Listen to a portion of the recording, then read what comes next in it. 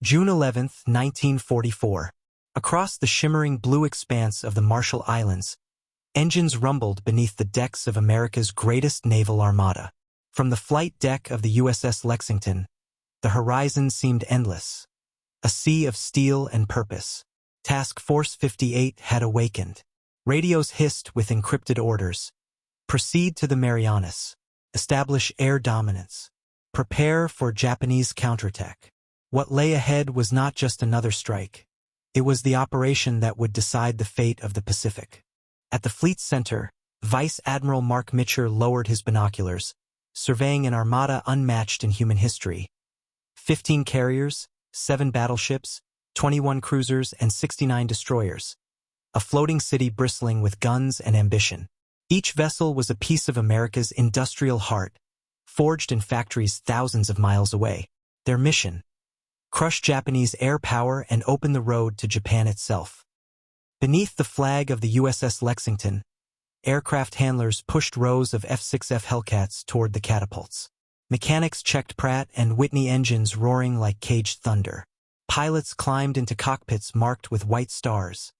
Young men in their 20s, calm yet aware they might not see another dawn. Overhead, the Pacific sky stretched unbroken, as if daring them to fly farther than fear. The Essex-class carriers were not mere ships. They were industrial miracles.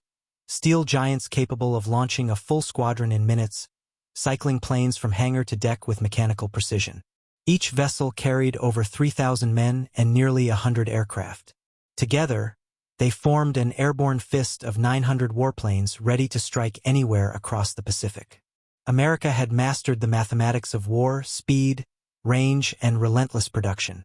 Far across the sea, Admiral Jisaburō Ozawa stood aboard the Japanese carrier Taihō, unaware that his fleet was sailing into its own extinction. His carriers were powerful on paper, but his pilots, once elite, were now scarcely trained replacements with a fraction of their predecessors' flight hours. Japan had lost too many veterans at Midway and the Solomons.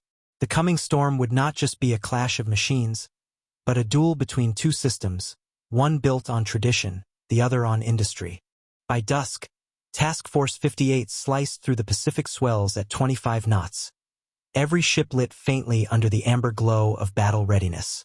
The men didn't yet know it, but in the days to come, they would witness the largest carrier battle in human history. A sky filled with fire, courage, and annihilation. As night fell over the Pacific, both fleets closed the distance, one armed with experience, the other with sheer numbers. What no admiral could predict was that, by the next sunset, the skies over the Marianas would turn into a slaughterhouse of burning wings. June 12 to 13, 1944. The Pacific was deceptively calm, its blue expanse hiding the thunder that was about to erupt. Within the flag plots of Task Force 58, radar screens pulsed with life. Green traces slid across circular displays, ghosts of aircraft hundreds of miles away. Inside the Combat Information Center of the USS Yorktown, the faint hum of electronics replaced the silence of anticipation. Men leaned close to glowing scopes, translating static into strategy. Lieutenant Commander Charles Brewer, leading Fighter Group VF-15 from the USS Essex, was the first to be ordered into the sky. His Hellcats roared off the deck, silver wings flashing in the morning sun. Their mission: clear Japanese airfields on Saipan and Tinian before the invasion. As they climbed through wisps of cloud, the ocean below turned into a steel mirror. Brewer's voice crackled over the radio. "All right, boys. Let's show them how the new Navy flies." At 13:35 hours, the first Japanese defenders rose from Saipan, 30A6M0s, graceful yet outdated. They climbed sluggishly, their engines screaming against the altitude. What followed was not a dogfight, but an execution. Hellcats dove with the sun at their backs, tearing through enemy formations with brutal precision. When it ended, 147 Japanese planes had been shot from the sky, for the loss of only 11 Americans. The veterans would later call it the Marianas Turkey Shoot. In Tokyo, reports of catastrophic losses sent shockwaves through the Imperial Navy. But aboard the carrier Taihō, Admiral Ozawa refused to believe the extent of the damage. He activated Operation Ego, a massive counteroffensive meant to destroy the American invasion fleet. Orders rippled across the Japanese task force. 9 carriers, 400 planes, one last gamble. They would strike from long range, trusting in experience that no longer existed. Back in the American fleet, Admiral Raymond Spruance studied intercepted transmissions from his cryptanalysts at Pearl Harbor. The Japanese plan was clear, but instead of chasing them, he would make Ozawa come to him. "Let them come into our radar net," he ordered. The trap was set. American destroyers expanded picket lines, radar operators fine-tuned frequencies, and pilots rested, unaware that within 48 hours, they'd face the greatest air assault of their lives. As dusk bled into night, Task Force 58 steamed silently toward destiny. In the darkened ready rooms, pilots scribbled last letters home. Radios whispered weather updates. Somewhere beyond the horizon, Japanese carriers were already on the move, and both sides believed they were the hunters. By dawn, radar would light up again. But this time, the sky itself would be the battlefield. What began as a test of courage was about to become the most one-sided air massacre in naval history. June 19, 1944. The Pacific dawn broke clear and golden. The horizon glowed faintly, and the ocean rolled like molten glass. At 0730 hours, radar operators aboard USS Yorktown spotted the first approaching blips. Dozens of aircraft, 140 miles out, coming fast from the west. The call went out through metallic speakers. "Enemy raid inbound." Within seconds, flight decks erupted into motion. Sirens wailed. Pilots sprinted to their planes. Deck crews shouted above the roar of engines as Hellcats began to launch, one after another, into the brightening sky. Lieutenant Alex Vrashu, flying from the USS Lexington, gripped his control stick tightly as he climbed through scattered clouds. Ahead of him, the first wave of Japanese aircraft appeared. Tightly packed formations of dive bombers and torpedo planes escorted by worn-out Zero fighters. But they were flying straight and level, oblivious to radar-guided interception. To the Americans, it felt unreal. Vrashu's guns blazed. One Zero burst into flames. Then another. Within 8 minutes, 6 enemy aircraft had fallen to his guns. He would later call it, "the easiest kills I ever made." On the Japanese flagship Taihō, Commander Akira Terui, leading the first strike group, could only watch in disbelief. His pilots, brave but inexperienced, flew headlong into disaster. Many never even saw the Hellcats that killed them. Of the 69 planes in that first attack wave, 42 were shot down before reaching the American fleet. Below deck, the mood on Taihō grew desperate. Officers clutched their maps tighter as reports came in. First wave destroyed. Minimal hits on enemy. Meanwhile, 5,000 yards away under the sea, USS Albacore, an American submarine, stalked the Taihō. Commander James Blanchard ordered 6 torpedoes fired. One struck home, ripping into the carrier's aviation fuel lines. The explosion wasn't immediate, just the silent spread of deadly vapor through the corridors. Above deck, no one realized the ship had already begun dying from within. As the day unfolded, wave after wave of Japanese attacks disintegrated in the skies. American anti-aircraft batteries thundered from every ship. Radar-guided guns filled the air with steel. The sea itself seemed to burn as falling aircraft slammed into the water, leaving black scars of smoke and fire. For the Japanese, it wasn't a battle, it was annihilation. By midday, the Pacific was littered with wreckage. The Americans had lost barely 30 planes. The Japanese, more than 200. Pilots returning to the carriers described it with disbelief. "They came at us in perfect lines. It was like target practice." History would give it a name, the Great Marianas Turkey Shoot, the day Japan's naval air power was erased from the skies. But the battle wasn't over. Beneath the waves, the crippled Taihō carried a secret inferno that was about to change the course of the day. And Admiral Ozawa had no idea his flagship was seconds from destruction. By late morning on June 19, 1944, Admiral Ozawa's Grand Fleet was already bleeding. His pilots had been torn apart in the air, and his flagship, the mighty Taihō, now carried invisible death within its steel belly. The torpedo from USS Albacore had ruptured aviation fuel lines, filling compartments with explosive vapor. Desperate to clear the fumes, Taihō's damage control officer ordered the ventilation reversed, unknowingly spreading gasoline vapors throughout the ship. At 2:30 p.m., a single spark from an electric motor ignited the fumes. A blinding flash engulfed the flight deck. The explosion split Taihō in two, hurling planes and men into the sky. The armored deck peeled open like paper as a column of smoke climbed thousands of feet into the air.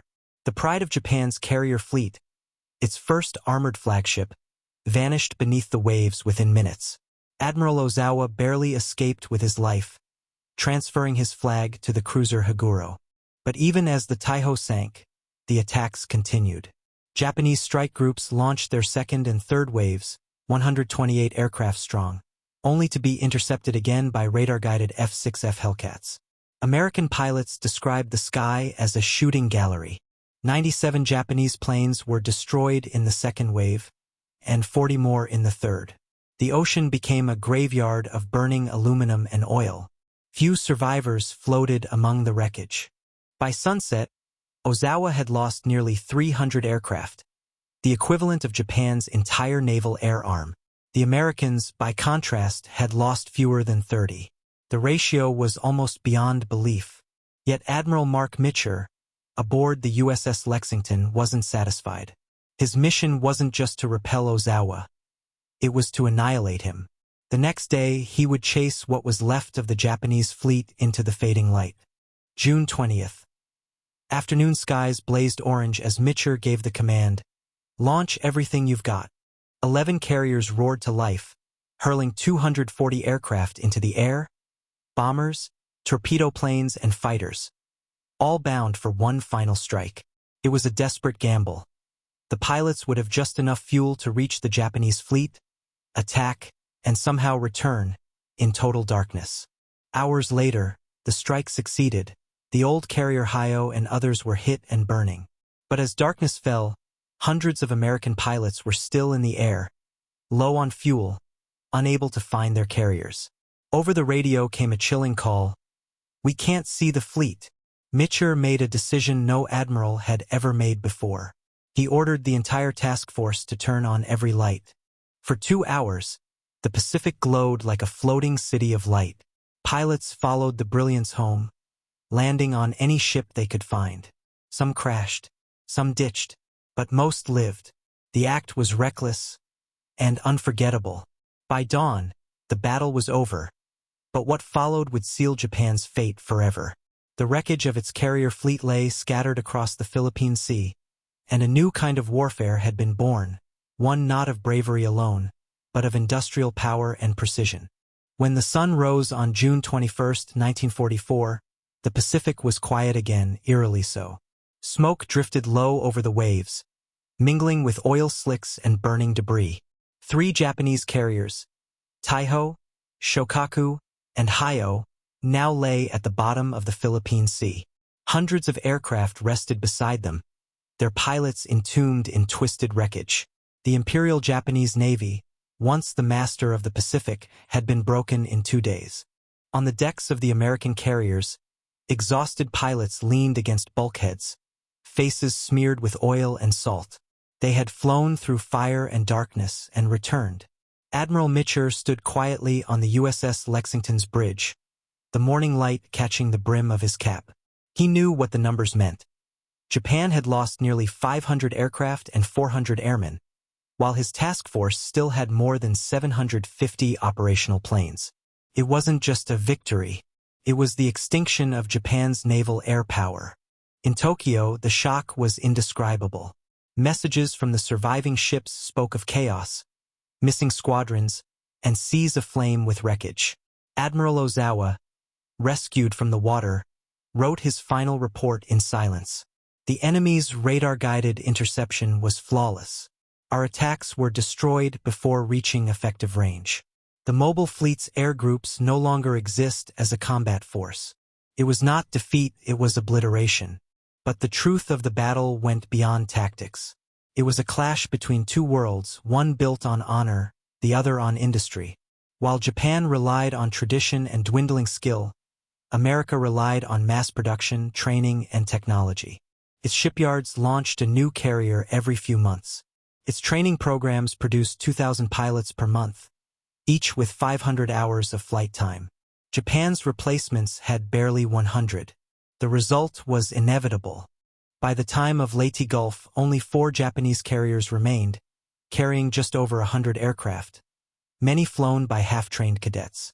The Battle of the Philippine Sea had erased Japan's veteran corps, forcing the empire into desperation. In the months that followed, the world would witness a new word enter the vocabulary of war: kamikaze.